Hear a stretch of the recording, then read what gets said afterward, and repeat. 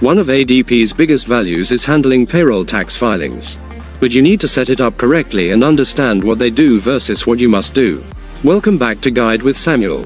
When you enroll in ADP's full-service tax filing, they calculate, deposit, and file all federal, state, and local payroll taxes on your behalf. You need to provide them with your state new hire reporting details and any local taxes.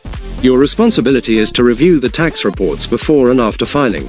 Ensure the amounts ADP is depositing match your payroll registers.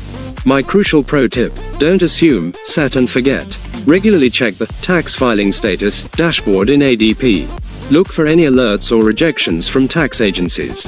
A missed notice about a changed tax rate or form can lead to penalties, even with a service provider. Leverage ADP's service while staying proactively informed. Do you use ADP's full-service tax filing, or do you handle any parts yourself? For more essential compliance guides, please subscribe. Thanks for watching. I'm Samuel, and I'll see you soon.